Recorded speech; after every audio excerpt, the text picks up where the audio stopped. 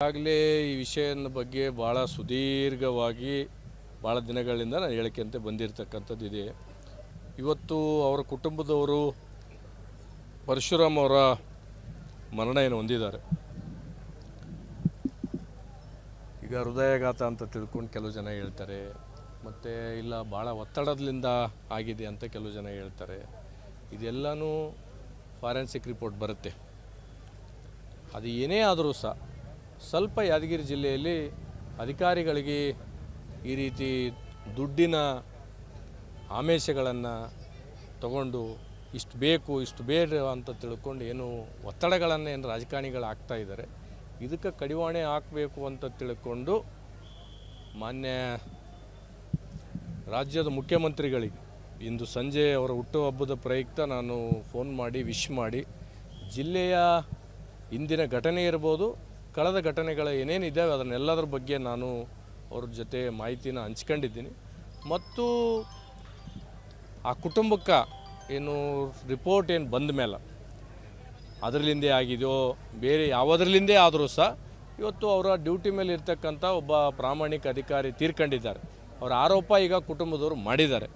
ಅದ್ರ ಬಗ್ಗೆ ಈಗಾಗಲೇ ಸಾಯಂಕಾಲ ನನಗೆ ಮಾಹಿತಿ ಬಂತು. COD ತನಿಖೆಯನ್ನು ನೇಮಕ ಮಾಡಿದ್ದೀವಿ ತಂಡ ಅಂತ ತಿಳ್ಕೊಂಡು ಹೇಳಿದ್ದಾರೆ.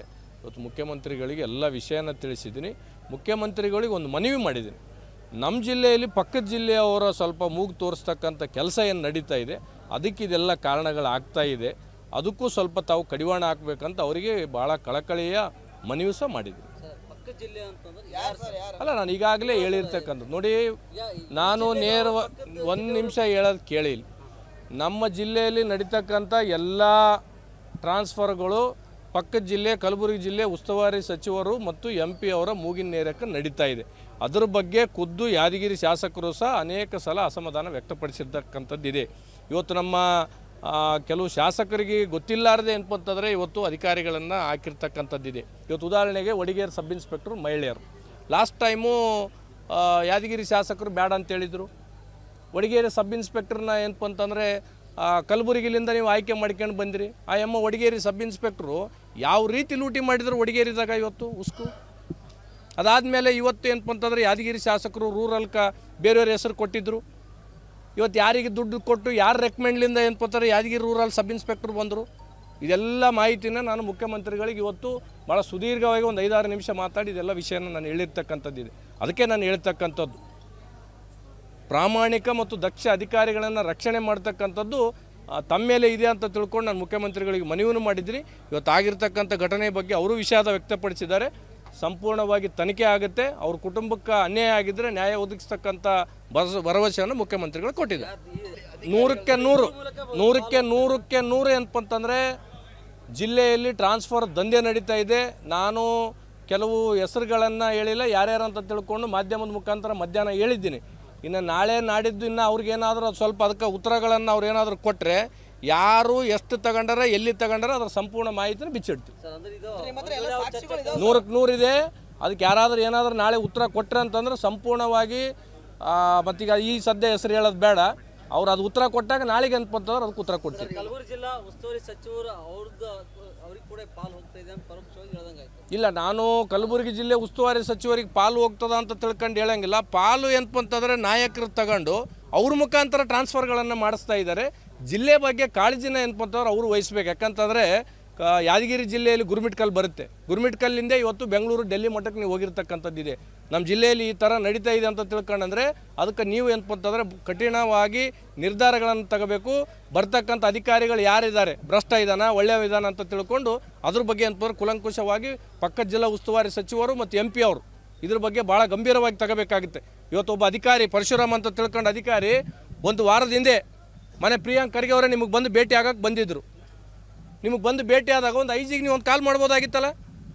7 ತಿಂಗಳಾಗಿದೆ, ನೀವು ಯಾದಗಿರಿ ಶಾಸಕರಿಗೆ ಹೇಳ್ಬೋದಾಗಿತ್ತಲ್ಲ. ಯಾದಗಿರಿ ಶಾಸಕರಿಗೆ ಅವತ್ತು ವಡಿಗೇರಿ ಅವ್ರಿಗೆ ಇರಲಿ ಅಂತ ತಿಳ್ಕೊಂಡು ನೀವು ಒತ್ತಡ ಹಾಕಿದ್ರಿ. ಯಾದಗಿರಿ ಶಾಸಕರನ್ನ ಹನುಮಂತ ರೂರಲ್ PSI ಇರಲಿ ಅಂತ ತಿಳ್ಕೊಂಡು ನೀವು ಒತ್ತಡ ಹಾಕಿದ್ರಿ. ಇವತ್ತು ಯಾಕೆ ಶಾಸಕರ ಮೇಲೆ ಒತ್ತಡ ಹಾಕಲಿಲ್ಲ ನೀವು, ಪರಶುರಾಮ್ ಇರಲಿ ಅಂತ ತಿಳ್ಕೊಂಡು? ಹಾಗಾಗಿ ಇವತ್ತು ನಾನು ಯಾರಿಗೂ ದೋಷ ಮಾಡೋಕ್ಕೆ ಹೋಗಂಗಿಲ್ಲ. ಆದರೆ ಒಬ್ಬ ಪ್ರಾಮಾಣಿಕ ಅಧಿಕಾರಿ ಪರಶುರಾಮ್ ಅಂತ ತಿಳ್ಕೊಂಡು ನನಗೆ ಭಾಳ ಎಲ್ಲರೂ ಏನಪ್ಪ ಅಂತಂದರೆ ಆತನ ಬಗ್ಗೆ ಭಾಳ ಪ್ರಶಂಸೆ ವ್ಯಕ್ತಪಡಿಸಿರ್ತಕ್ಕಂಥದ್ದು. ಒಬ್ಬ ಪ್ರಾಮಾಣಿಕ ಅಧಿಕಾರಿ ಅಂತಂದ್ರೆ ರೋಡಿನ ಮೇಲೆ ನಿಂತು ಅಂತಂದ್ರೆ ಹೆಂಡತಿ ನ್ಯಾಯ ಕೇಳತಕ್ಕಂಥ ಪರಿಸ್ಥಿತಿಗೆ ಇವತ್ತು ರಾಜಕಾರಣಿಗಳು ಬಂದೀವಿ. ನಾವೆಲ್ಲರೂ ಅಂತಂದ್ರೆ ತಲೆ ತಗ್ಸ್ತಕ್ಕಂಥ ಕೆಲಸ ಈ ಜಿಲ್ಲೆಯಲ್ಲಿ ಇವತ್ತು. ಈಗ ನಾನು ಅದಕ್ಕೆ ಹೋಗ್ಬೇಕಾಗಿತ್ತು, ಮತ್ತು 187 ಕೋಟಿದು ಈ ವಾಲ್ಮೀಕಿ ನಿಗಮದ್ದು ಹೋಗ್ಬೇಕಾಗುತ್ತೆ. ಭಾಳ ಜನ ಏನಪ್ಪಂತಂದ್ರೆ ಸಂವಿಧಾನದ ಬಗ್ಗೆ ಭಾಳ ಉದ್ದುದಕ್ಕೆ ಭಾಷಣ ಬೀಗಿದ್ರು, ಸಂವಿಧಾನ ಹಿಡ್ಕೊಂಡು ಏನಪ್ಪಂತಂದ್ರೆ ಪ್ರಮಾಣ ವಚನ ತಗೊಂಡ್ರು. ಇವತ್ತು ಈ ಅಧಿಕಾರಿಗೆ ಏನಪ್ಪಂತಂದ್ರೆ ಆಗಿರ್ತಕ್ಕಂಥದ್ದು ನಾನು ಯಾರೋ ಒಬ್ಬರಿಂದ ಇವತ್ತು ಶಾಸಕರಿಂದ ಆಗ್ಯದ ಅಂತ ತಿಳ್ಕೊಂಡು ನಾನು ಹೇಳಂಗಿಲ್ಲ, ಅದರಲ್ಲಿಂದ ತನಿಖೆಯಿಂದ ಹೊರಗೆ ಬರಲಿ.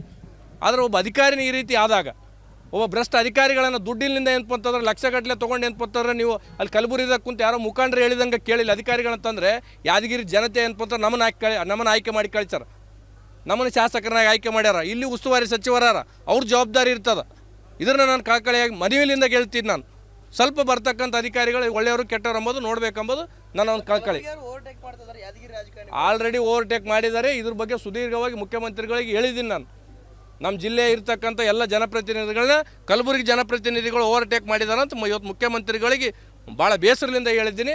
ಆದ್ರೆ ನಾನು ವಿಚಾರ ಮಾಡಿ ಮುಂದೆ ಹಂಗೆ ಆಗಲಾರ್ದಂಗೆ ನೋಡ್ಕೊಂಡು ಹೋಗ್ತೀನಿ ಅಂತ ತಿಳ್ಕೊಂಡು ಮುಖ್ಯಮಂತ್ರಿಗಳು ಮಾತು ಕೊಟ್ಟಿದ್ದಾರೆ. ಉಗಳಕ್ಕೂ ಬರಲ್ಲ, ನುಂಗಕ್ಕೂ ಬರಲ್ಲ, ಸೀನಿಯರ್ ಇದ್ದಾರೆ.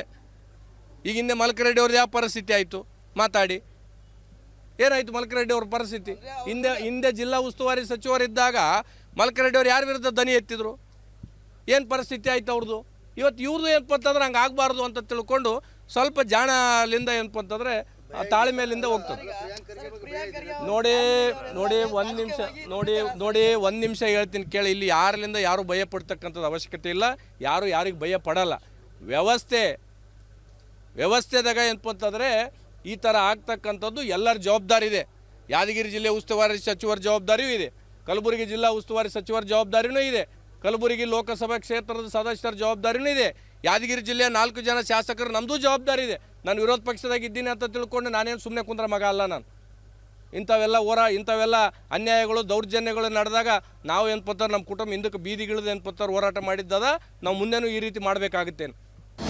ಅನುಕ್ಷಣದ ಸುದ್ದಿಗಳಿಗಾಗಿ ವಿಸ್ತಾರ ನ್ಯೂಸ್ ಯೂಟ್ಯೂಬ್ ಚಾನೆಲ್ ಸಬ್ಸ್ಕ್ರೈಬ್ ಮಾಡಿ. ಹೊಸ ಸುದ್ದಿಗಳ ನೋಟಿಫಿಕೇಶನ್ಗಾಗಿ ಬೆಲ್ ಐಕಾನ್ ಕ್ಲಿಕ್ ಮಾಡಿ. ಲೇಟೆಸ್ಟ್ ಅಪ್ಡೇಟ್ಸ್ಗಾಗಿ www.vistaranews.com ವೆಬ್ಸೈಟ್ಗೆ ವಿಸಿಟ್ ಮಾಡಿ. ಅಂಗೈಯಲ್ಲೇ ಜಗತ್ತಿನ ಸುದ್ದಿ ತಿಳಿಯಲು ವಿಸ್ತಾರ ನ್ಯೂಸ್ ಕನ್ನಡ ಆಪ್ ಡೌನ್ಲೋಡ್ ಮಾಡಿ.